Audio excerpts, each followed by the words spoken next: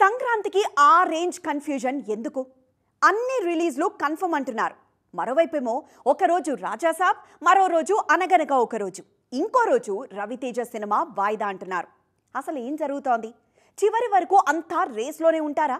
ఉంటామని చెబుతున్న మాటల్లో నిజానిజాలేంటి?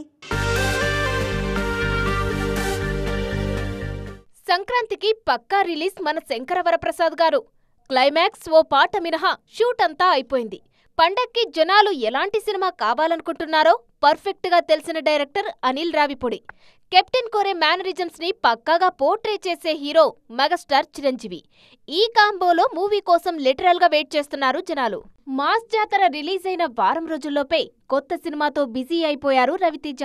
కిషోర్ తిరుమల దర్శకత్వంలో ఈయన నటిస్తున్న ఫ్యామిలీ ఎంటర్టైనర్ షూటింగ్ వేగంగా జరుగుతుంది. తాజాగా అన్నపూర్ణ 7 ఎకర్స్ లో రవితేజ, ఆషికా రంగనాథ్ పై పాట చిత్రీకరిస్తున్నారు మేకర్స్. కిషోర్ మార్క్ ఎమోషన్స్ పండక్కి ప్లస్ అవుతాయన్నది క్రిటిక్స్ మాట. అనగనగా ఒక రాజు ప్రమోషన్ల కోసం నవీన్ పొలిశెట్టి ఎప్పుడు వీడియో విడుదల చేసినా సూపర్ హిట్టే. ఈ మూవీ కోసం గొంతు శృతి చేసుకుని పాట పాడడానికి రెడీ అవుతున్నారు నవీన్ పొలిశెట్టి. మీ అందరూ ఎప్పుడొస్తే అప్పుడు రండి, నేను మాత్రం చెప్పిన డేట్కి రావడం పక్కా అని చెబుతున్నారు డార్లింగ్ ప్రభాస్. విఎఫ్ఎక్స్ కాలేదని, లేట్ అని చెబుతున్న మాటల్లో వాస్తవం లేదని క్లారిటీ ఇచ్చేసింది టీం. సంక్రాంతికి డార్లింగ్ ది బెస్ట్ ఎంటర్టైన్మెంట్ తో రెడీ అవుతున్నారన్నది యూనిట్ నుంచి వినిపిస్తూ ఉన్న మెసేజ్.